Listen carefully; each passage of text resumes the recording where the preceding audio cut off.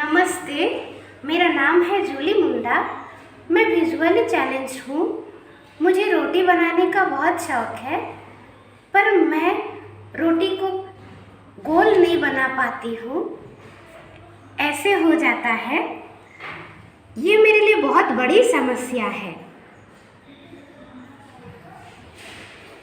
तो रोटी बेलना टेढ़ा हो जाता है, इसीलिए मैं इस समस्या को समाधान करने के लिए एक छोटा सा थाली को इसके ऊपर ऐसे बैठा दे। उसके बाद ये जो थाली है उसको मैं ऐसे प्रेस करके रखती हूँ।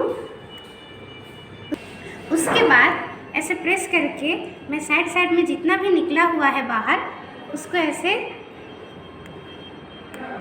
निकाल देती हूँ। साइड से निकाल देने के बाद ये रोटी गोल हो गया, तो मैं थाली को साइड में रख दी। ऐसे करके मैं रोटी बनाने की समस्या को समाधान करती हूँ। Thank you. Break Free Solutions, brought to you by Project Discovery, supported by Enable India and Google.